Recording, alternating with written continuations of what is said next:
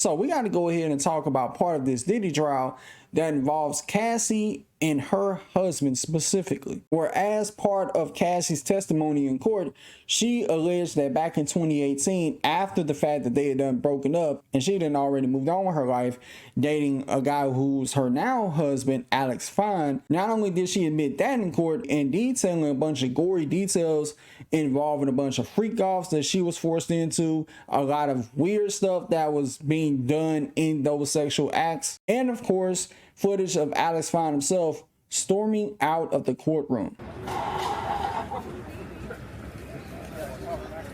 you feeling, baby? How you feeling? Good?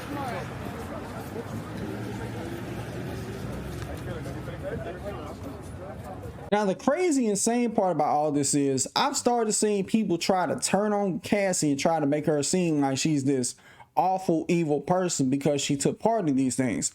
I want to remind people that these things were not consensual. I'm pretty sure that Cassie was forced into a lot of these things. Like, the guy literally beat her at a hotel. We seen that on video. If this man is willing to beat her on video, you think that he would have let her opt out and not participating in the freak offs?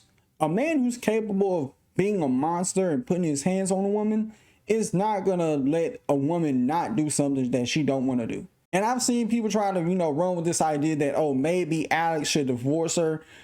I just think the whole idea of people saying, oh, you ought to divorce your pregnant wife, who I think they've got multiple kids together, divorce her because of all the gory details that was admitted in court, because an abusive ex-husband forced you into them situations, who is on some weird shit, makes absolute no sense to do.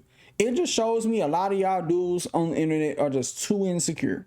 Y'all way too insecure. Not only are y'all insecure, y'all ain't got no woman in your life that loves you and you're an incel. You have to be. Otherwise, why would you think in the time where your woman needs you there to support her by having to appear in court? She had to appear in court. That wasn't an option. She had to be there. She was probably subpoenaed to be there. You're supposed to do your duty and support her, not divorce her because you can't handle all the gory things that Diddy put her through. Those wasn't consensual. I refuse to believe that. Keep in mind, Diddy is locked up right now. There is video, a 15-minute video in full showing what he did to her at that hotel. If he's willing to do some stupid shit like that, I wouldn't put nothing past the guy. Because I ain't gonna lie, his kid's better than me. If I was one of them, I would have took as much money as I could from Diddy and hop on Twitter and be like, hey, fuck Diddy. That shit would have got millions of impressions, millions of views. People would have been talking about that shit for days. I would have siphoned all the money I can from him and hauled ass. Okay, but I think the only reason why his family is sticking by his side is either a multitude of options.